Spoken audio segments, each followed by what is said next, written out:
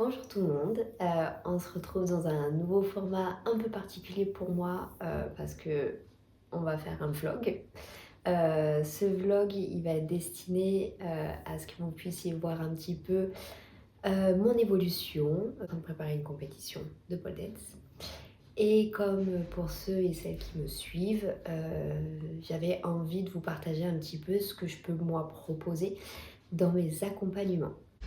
Pour me présenter, pour des personnes qui ne me connaissent pas, je m'appelle Héloïse, je suis naturopathe. Pour les sportifs, j'aime beaucoup, c'est accompagner des personnes qui veulent un petit peu plus se challenger, comprendre comment fonctionne leur corps de manière à pouvoir se dépasser et à performer en fait sans aller dans le rouge perpétuellement. Pour faire un petit résumé, je suis du coup sur Montpellier. La compétition de pole dance se passe à Vauvert. Cette compétition se passe au mois de novembre. Nous sommes actuellement au mois de septembre. Et j'avais envie que pour chaque mois, je puisse vous montrer un petit peu ce que moi je peux conseiller aux personnes qui viennent me voir. Là, pour ce premier mois, ça va être vraiment de faire mon bilan, qu'on appelle un programme d'hygiène vitale.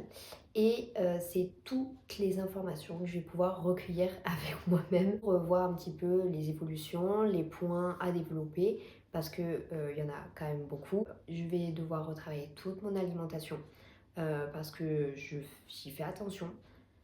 Mais je dois avouer que pas assez. Pas assez pour ce que je veux faire, pour que mon corps soit bien, pour que mon corps puisse donner le maximum d'énergie. Et pour moi, ça passe clairement par l'alimentation. Euh, pour vous faire un petit résumé, la naturopathie, c'est vraiment une démarche holistique. Le terme holistique, ça veut dire qu'on va prendre la santé dans sa globalité.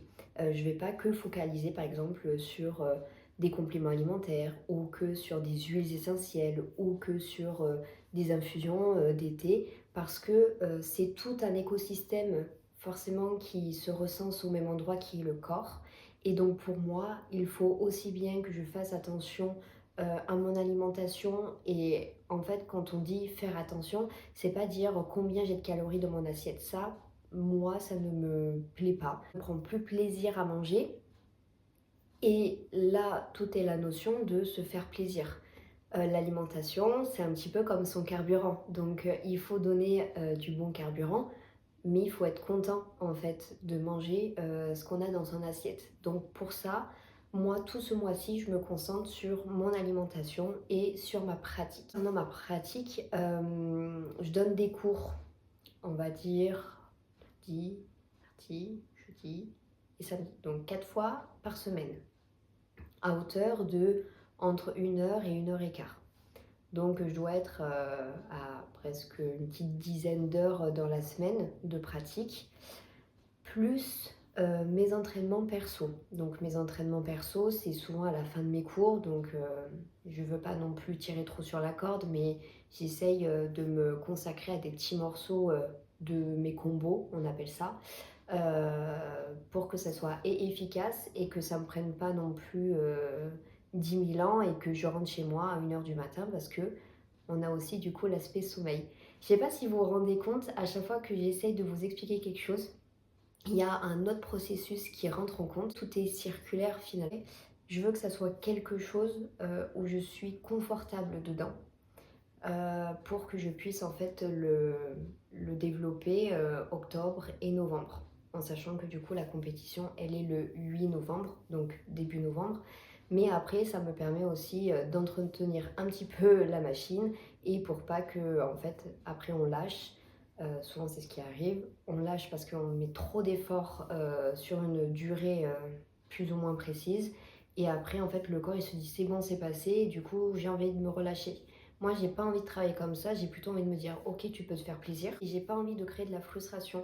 C'est pas parce que je prépare une compète que je peux pas me manger, soit un burger ou quoi. C'est juste la valeur nutritionnelle et le hamburger que je vais choisir qui va, être plus ou moins, calorique et plus ou moins bon, pour mon petit corps. Voilà. Donc j'espère que ça vous plaira. Bien évidemment, je vous embarque avec moi un petit peu de partout. C'est encore pas très intuitif pour moi, donc pardon si des fois je loupe certains passages. Je vais essayer de me tenir à fond et j'ai hâte de vous montrer un petit peu mon évolution.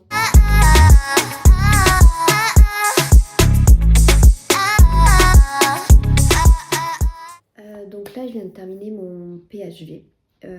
Donc je vais vous expliquer un petit peu et je vais vous montrer comment ça se passe. Donc un PHV, de manière générale, ça reprend l'alimentation, l'hygiène de vie, l'activité physique, mais aussi les événements du quotidien sur une partie santé, sur la partie stress, sur l'aspect émotionnel. Donc en fait, ça balaye vraiment un 360 comme j'ai pu vous dire tout à l'heure. Et l'idée, c'est que je n'oblige jamais lors de mes consultations à ce que les personnes me disent absolument toute leur vie. Je conçois et je comprends que on ne se connaît pas. Il y a quand même une certaine pudeur, une certaine intimité dans ce que les gens vivent. Mais pour autant, eh bien, j'ai besoin d'un maximum d'informations. Donc souvent, ce qui se passe, c'est que le bilan, il est un petit peu, on va dire, à 60% fait. Mais je sais que les 40% restants, ça va être vraiment du long terme. C'est-à-dire que les gens, on va instaurer un climat de confiance. Ils vont voir que je ne suis pas là pour juger. Je ne suis personne pour juger finalement. Et qu'au fur et à mesure du temps qu'on échange, il y a des choses et des langues qui se délient. Et du coup, après, c'est à moi de le réadapter puisque je pars sur un chemin qui me semble le plus cohérent par rapport aux informations que je récolte. Et ensuite, forcément, il y a des choses qui ne fonctionnent pas par manque du coup d'informations. Mais ça, c'est pas grave. C'est aussi mon job du coup de réajuster sans cesse puisque le but, c'est de trouver le meilleur point d'équilibre, même si c'est quand même très compliqué de nos jours d'y arriver. Mais le plus important, c'est de se sentir bien dans son corps, dans sa tête, pour qu'en fait, on ait le moins de problématiques possibles. Donc, je vais vous montrer en gros comment ça s'articule sur mon ordinateur et vous faire un petit résumé de ce qu'il en est pour moi. On arrive du coup sur mon PHV, donc qui se nomme le Sunshine Power. Ça, vous pouvez le retrouver du coup sur mon site internet et sur mes réseaux sociaux puisque je l'ai un petit peu plus détaillé. Si vous voulez, je le reprendrai un petit peu plus dans une autre partie. L'idée, c'est d'avoir les informations qui me concernent. Donc vous avez l'ensemble de mes données, je n'ai rien à cacher. Là, en fait, mon objectif, mon motif, en fait, ça va être de me donner une dynamique dans mon alimentation et mes rituels. Je suis une fana de rituels, vraiment. Quand je me les applique, je sens carrément un changement corporel. C'est un truc de dingue, très réceptive à ça. Et ce que j'ai pu dire, c'est que je suis fatiguée le matin. J'ai pas vraiment de motivation à me lever, mais passer la journée, ça va, je me sens bien. Donc ensuite, on a un suivi médical, donc ça, c'est comme tout le monde. Le côté professionnel, où pareil, plus j'ai d'informations pour voir comment votre côté pro se passe et plus ça va me donner un petit peu la tendance de votre épuisement, de votre stress, etc. Parce que de nos jours, le côté pro prend plus d'importance que le côté perso. Ton lieu de vie, donc pareil. La partie hygiène vitale. L'activité physique, donc pour l'instant je suis uniquement sur la pole dance. Je pense qu'à partir du mois d'octobre, une fois que j'aurai fini ma chorégraphie, je sais que j'ai mon copain qui souhaite qu'on fasse un petit peu plus d'activités ensemble, donc de la natation, un petit peu de salle avec des exercices qui me conviennent, etc. Donc j'essaierai de les incorporer. Et puis on a toute la partie système circulatoire, système nerveux et osseux, l'alimentation. Donc voilà, pareil, là on s'aperçoit que j'ai beaucoup de choses à régler, notamment je pense à intégrer un petit peu plus, je trouve que je manque un petit peu de fibres, même beaucoup. Donc voilà, j'essaierai de me créer des programmes, enfin au moins des idées de recettes. Les énergies vitales, on a les émonctoires. Les émonctoires, ce sont en fait les conduits de sortie, entre guillemets, des déchets du corps. Donc on a l'émonctoire des intestins, donc par là où passent les selles, et pas que, mais principalement. Urinaire, émonctoire de la peau par la transpiration et émonctoire des poumons. Je n'ai pas fait la sphère émotionnelle pour le moment. Je reviendrai, je pense, le mois prochain dessus, parce que, bah, pareil, ça permet en fait de voir un petit peu plus en profondeur finalement pourquoi on a des blocages. Et finalement, on s'aperçoit que l'aspect émotionnel de nos jours commence un peu à être un petit peu plus ouvert en termes de communication, mais c'est quand même quelque chose de tabou dans certaines familles et c'est dommage parce qu'il y a beaucoup, beaucoup de problèmes par rapport à ça. Et ensuite, je vais vous expliquer les terrains. On a le terrain chaud, le terrain froid, le terrain sec, humide. Et il y en a deux autres, c'est le vide et la stagnation que je n'ai pas encore écrit. Pour vous expliquer un petit peu plus en naturo, donc on a vu qu'on avait des émonctoires, on a aussi ce qu'on appelle des cols et des cristaux, donc ce sont la forme que vont prendre les déchets. Par exemple, quand on est malade et qu'on a des clairs ou qu'on a le nez qui coule, ça, c'est du coup l'émonctoire des poumons qui souvent évacuent par le haut, sont du coup des cols. Donc en fait, dites-vous que l'aspect col, c'est un petit peu, pardon pour le thème, un peu répugnant, mais c'est tout ce qui va être visqueux. D'accord? Alors que le cristaux, ça va être beaucoup plus douloureux, c'est-à-dire que les douleurs musculaires, si vous avez du psoriasis, c'est quelque chose où on va avoir une inflammation et donc du coup ça va se projeter comme quelque chose de douloureux. Donc ça c'est un petit peu ce qu'on voit en formation en école de naturo pour dissocier un petit peu quelles sont les problématiques qu'on peut avoir. Et ensuite, on a le terrain. Là, les terrains que je vous ai énumérés, ce sont des terrains, on va dire, qui sortent de la médecine traditionnelle chinoise. Moi, je suis très attirée par ça parce que je me ressens beaucoup plus sur ce schéma-là que sur, on va dire, la naturopathie un petit peu plus traditionnelle. Parce qu'il y a d'autres terrains, mais un petit peu plus complexes à comprendre et qui me parlent beaucoup moins. Que là, en fait, ce sont des terrains où on va être sur, si tu es un terrain trop froid, c'est-à-dire que de manière générale, ton corps a du mal à se réchauffer. Donc finalement, ton alimentation, il va falloir que tu la fasses réchauffer. Donc on va limiter les crudités, on va limiter les salades, on va limiter les boissons froides. C'est beaucoup plus quelque chose de chaud. À l'inverse, quand on est terrain un peu trop chaud, sans pour autant aller dans l'extrême, c'est-à-dire dans le froid, parce que du coup ça va casser, on va dire, la chaleur corporelle et on s'aperçoit que c'est pas du tout bon non plus, mais on va la tempériser pour retrouver une chaleur corporelle qui est quand même beaucoup plus saine pour le corps. Et pareil quand on est un peu trop sec, un peu trop humide, un peu trop de vide, un peu trop de stagnation. Bref, je vais pas vous faire tout un cours de naturo, on n'est pas là pour ça. Mais ça, figurez-vous que chaque consultant qui vient me voir, je passe 45 minutes à faire ce bilan, 45 minutes, 1 heure. Et ensuite, avec ces données, je vais les récupérer, je vais créer un programme et mois par mois, la personne va devoir mettre en application les conseils qui lui semblent le plus réalisable, entre guillemets, à mettre en place. Parce que le but, c'est que ça soit des conseils qui puissent mettre dans son quotidien le plus naturellement possible. S'il se force, c'est que ça va être... Soit ça va passer, parce que la routine va faire que c'est quelque chose qui l'intéresse, mais il a eu du mal, mais ça va. Soit, en fait, déjà mentalement, on sent que c'est pas quelque chose qui lui correspond et il va s'obliger et ça va créer de la frustration, de l'énervement et on n'est pas là pour ça. Donc, c'est encore une fois jongler un petit peu sur les ressentis et ce qu'on peut mettre en place rapidement et naturellement.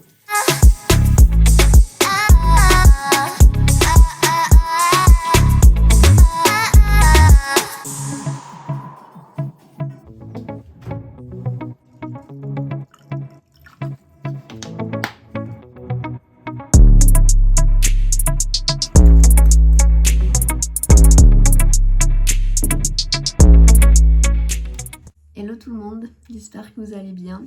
Du coup on se retrouve, on est samedi, aujourd'hui samedi matin. Et du coup le samedi matin j'ai cours, je donne cours. Du coup c'est pas très révélateur parce que le samedi je n'arrive pas à petit déjeuner le matin, je sais pas pourquoi. Ça fait 1 an et demi que j'ai mis un petit déj salé. Et le samedi matin c'est le seul matin où je n'y arrive pas parce que peut-être que c'est pas mes mêmes horaires, etc. Et j'ai beaucoup de mal du coup à manger. Je me sens très ballonnée et tout après. Donc en gros, mon petit déj, c'est vraiment juste une infusion. Alors là en plus c'est une infusion un petit peu pour le foie, l'avalée en 2-2. Et petit focus, c'est que du coup je me fais carrément un shaker d'eau, mais je rajoute en fait du plasma marin.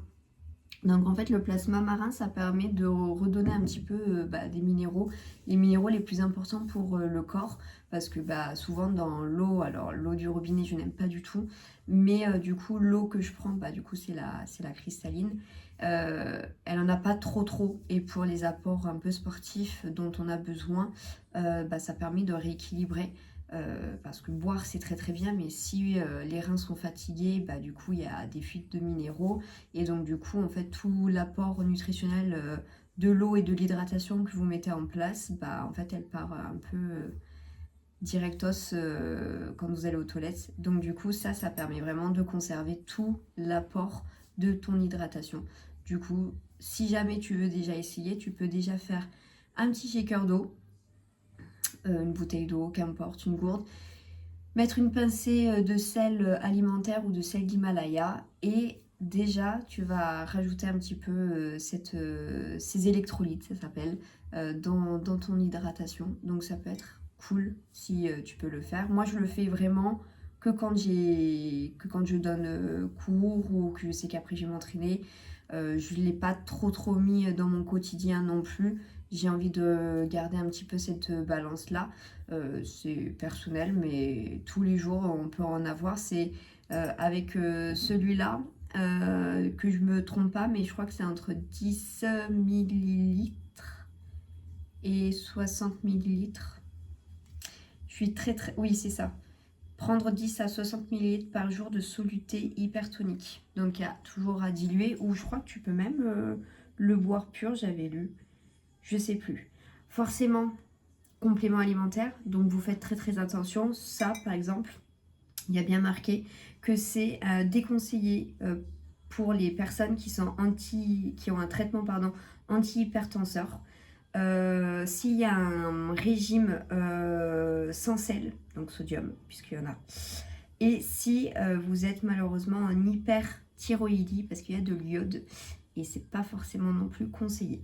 Donc voilà, vous faites toujours très attention. Si vous voulez, je pourrais mettre celui-là en lien de barre d'infos si ça vous intéresse.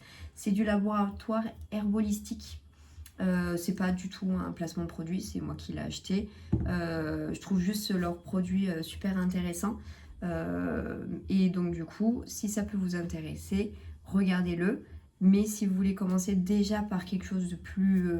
on va dire pas soft, mais pour voir si vraiment ça vous plaît, parce que pareil il y a un goût, c'est du plasma, c'est un liquide un peu plus épais que de l'eau, donc voilà, je vous dis pas que c'est la 7e merveille du monde que vous allez boire, voilà, faudra que vous essayiez petit à petit l'introduire, voir si ça vous plaît, parce qu'il n'y a pas plus petit en termes de contenance.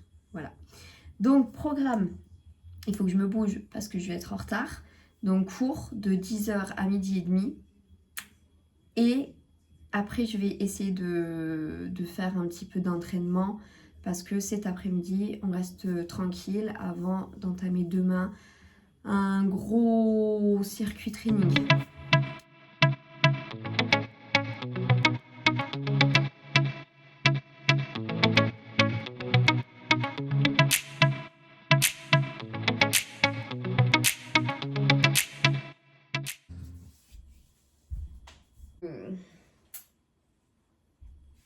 On va se faire à manger, hein, c'est peut-être plutôt pas mal. Des haricots. Du coup, haricots, quinoa, lardons, pense qu'on sera pas trop mal. Je suis mais KO.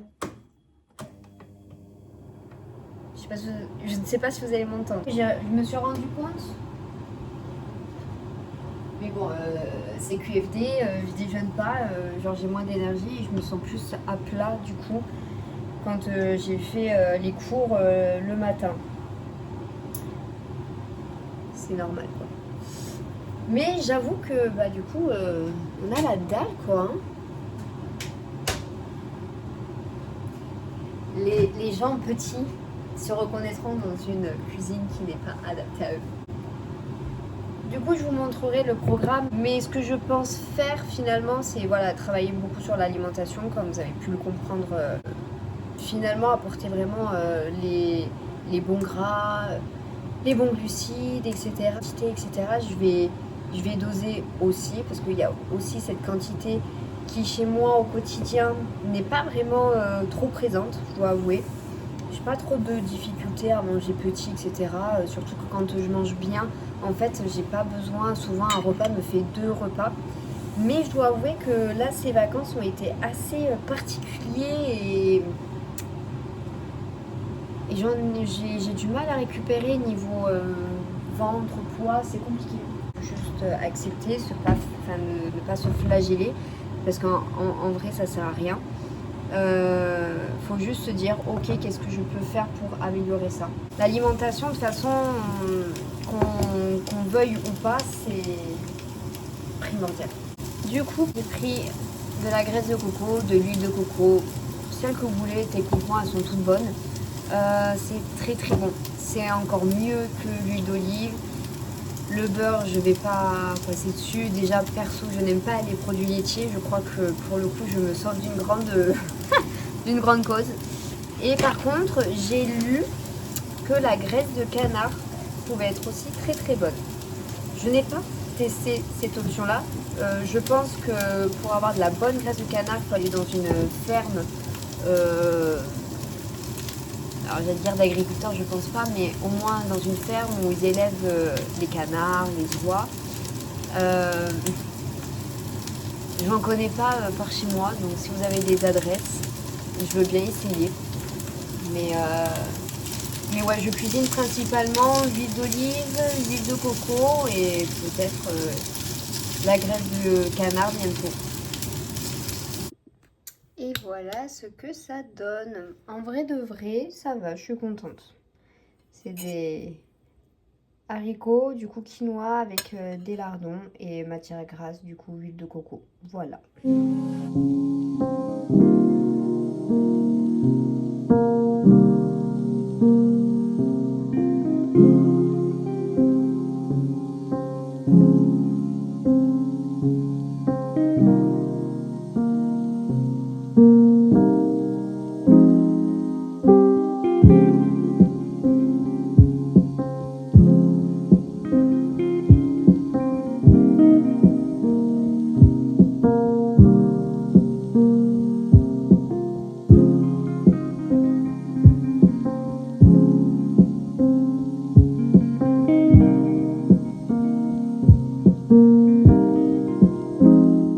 Bon, je vous reprends ici.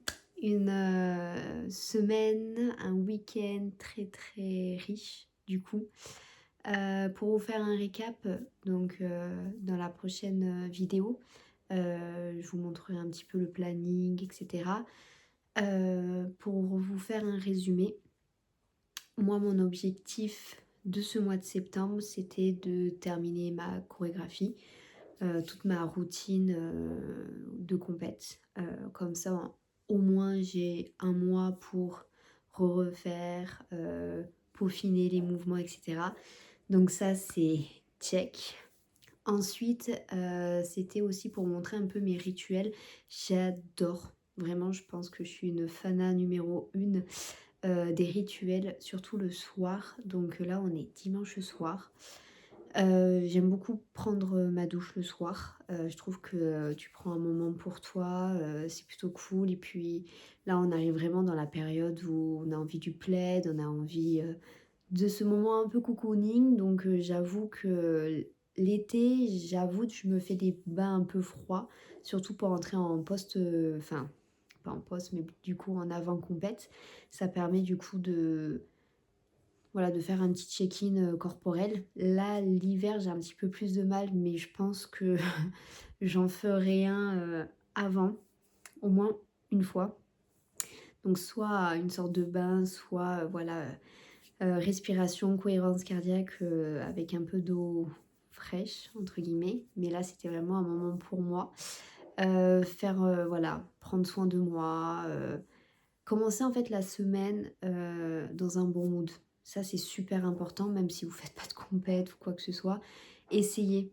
Au début, quand on n'a pas du tout l'habitude, c'est compliqué, c'est quelque chose qu'on n'arrive pas du tout à mettre en place.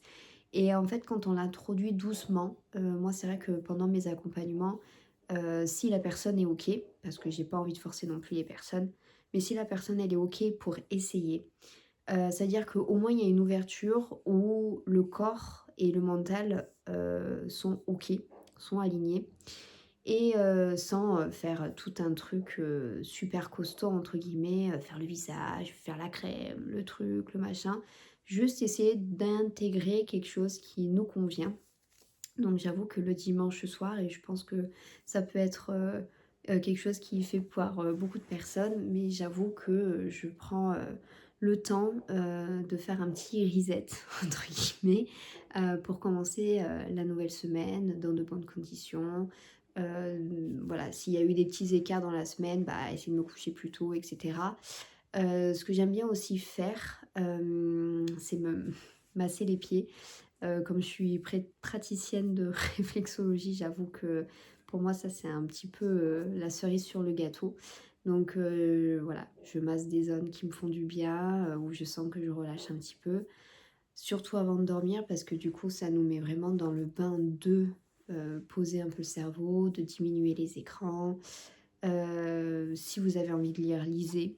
Si vous avez envie d'écouter, un son qui vous fait du bien, écoutez-le.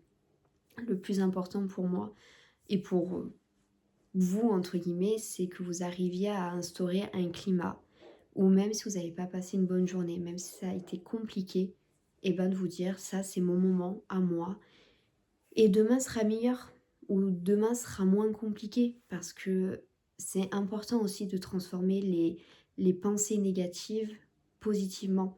Ça, il n'y a rien de mieux, même si c'est dur, encore une fois, et je ne le sais que trop bien. Mais vraiment, essayez. Croyez-moi, ça change vraiment. Il faudra que je vous remontre un petit peu des périodes un peu noires de ma vie, un petit peu compliquées. J'étais pas du tout dans le même mood. Je pense que d'un côté, j'aurais aimé entendre ça, entendre que c'est ok d'avoir malheureusement des journées de merde, on va pas se mentir. Mais c'est aussi ok de pouvoir essayer de se dire ça marche, qu'est-ce que je peux faire pour améliorer ça? Parce que la seule personne qui peut changer euh, votre quotidien, c'est vous-même. C'est compliqué d'attendre quelque chose en retour de personnes extérieures. Tout le monde vit des trucs pas foufou en termes émotionnels, stress, etc. Dites-vous que ce moment, ce rituel que vous pouvez vous instaurer le soir, c'est quelque chose qui doit retirer pour que vous puissiez passer une bonne nuit, pour que vous puissiez récupérer un petit peu votre fatigue. On rentre dans une période où on a le changement saisonnier, on va arriver dans l'hiver, il va y avoir sûrement des complications dans votre quotidien. Et du coup, le sommeil, c'est vraiment le facteur numéro un qui va vous permettre d'être bien, de continuer, de performer pour éviter que vous tombiez malade, pour éviter de tomber dans une déprime, dans un cercle en fait où on se dit quand est-ce que ça s'arrête. Donc, le fin mot de cette vidéo, prenez du temps pour vous. Je sais, c'est plus facile à dire qu'à faire, mais 5 minutes le dimanche soir, 10 minutes, qu'importe, juste un moment pour vous, et vous verrez que votre corps, étrangement, il va aimer ça. Donc, écoutez-vous, faites attention à vous, c'est le plus important, et on essaye de se retrouver dans une prochaine vidéo si ça vous a plu. Bisous!